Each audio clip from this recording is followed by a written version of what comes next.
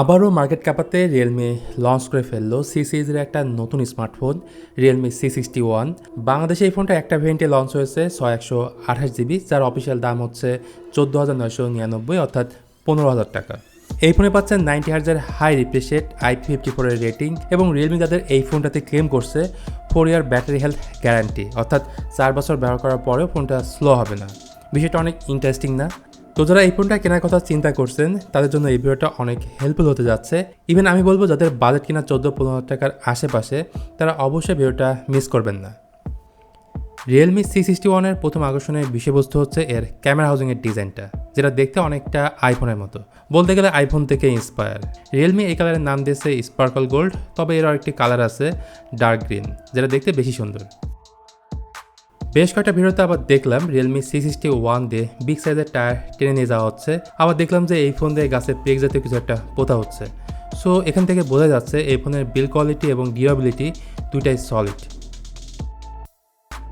এই ফোনের এয়ার প্যানেলটা প্লাস্টিকের, গ্লসি ফিনিশ হলেও হাতের ফিঙ্গারটা খুব একটা ক্যাচ করে না। সেই সাথে ফ্রেমটাও প্লাস্টিকের, মোটামুটি ভালো স্লিম একটা ডিভাইস। 7.84 মিলিমিটার ফোনটার থিকনেস এবং ওয়েট হচ্ছে 188 গ্রাম। আর লাইট ওয়েট স্লিম হওয়া সত্ত্বেও এটাতে কিন্তু 5000 mAh এর ব্যাটারি রয়েছে।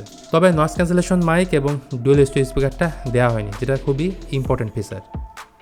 রিয়েলমি C61 এর ফ্রন্ট প্যানেলের ডিসপ্লেতে ব্যবহার করা হয়েছে 6.74 ইঞ্চের একটা HD+ ডিসপ্লে।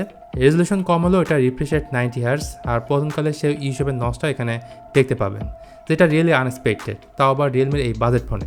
তবে ভাইয়া, শুধুমাত্র ইউসবের এই বিষয়টা যদি আপনি কনসিডার করতে পারেন তাহলে এই ডিসপ্লের বাকি দিকটা কিন্তু আপনার কাছে ভালো লাগবে। এতে 560 নিটস পিক ব্রাইটনেস পুশ করতে পারে, যা ইনডোরের জন্য অ্যানাপ হলেও ডিরেক্ট সানলাইটে কিছুটা সমস্যা হবে। আর এই ফোনে বেশ কয়েকটা ফিচার আছে, যার মধ্যে একটা হচ্ছে রেইন ওয়াটার স্মার্ট টাচ, অর্থাৎ ডিসপ্লের উপর বৃষ্টি ফোঁটা পড়লেও C61 ভালো মতো হ্যান্ডেল করতে পারে। অপরটা মিনি ক্যাপসুল 2.0, যেখানে যাবতীয় নোটিফিকেশন শো করবে।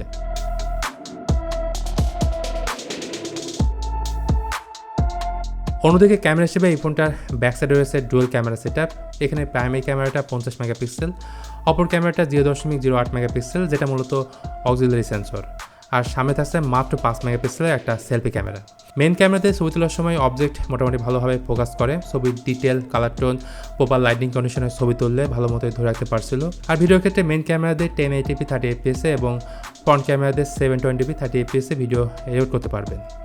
এক কথা, এই ফোনের যে ক্যামেরা সেটআপ সেটা মোটেও আপনার কাছে ভালো লাগবে না, বিশেষ করে 5 মেগাপিক্সেলের সেলফি ক্যামেরা। সব থেকে বড় ড্রব্যাকটা হচ্ছে এটাই। সো যারা ক্যামেরা লাভার আছেন, টুকটাক ছবি তুলতে পছন্দ করেন, ভিডিও করতে পছন্দ করেন, সেক্ষেত্রে এই ফোনটা না কেনাই ভালো হবে। এই ফোনটা ভালো না লাগার আরও একটি কারণ হতে পারে পারফরমেন্স। পোজ হিসেবে এই ফোনটাতে রয়েছে ইউনিসক T612, যেটা বেসিক্যালি এন্ট্রি লেভেল বা লো বাজেটের ফোনে ব্যবহার করা হয়ে থাকে। ফর এক্সাম্পল রিয়েলমি নোট 50, যাতে ব্যবহার করা হয়েছে সেম প্রসেসর ইউনিসক T612। তাছাড়া ইউনিসকের প্রসেসরগুলো নর্মালি যেটা হয়, প্রথম ভালোই পারফরমেন্স দেয়, বাট আস্তে আস্তে পারফরমেন্সটা কমতে থাকে। সেই সঙ্গে এই ফোনের স্টোরেজ টাইপটা হচ্ছে eMMC 5.1। সো গেমিং লো বাজেটের ফোনে যেমনটা করা যায়, এই ফোনে আপনি তেমনটাই করতে পারবেন, অর্থাৎ একদমই বেসিক টাইপের গেমগুলো আপনি খেলতে পারবেন। এর পাশাপাশি ফোনটার একটা মাত্র ভেরিয়েন্টই থাকছে 6GB র্যাম এবং 128GB স্টোরেজ।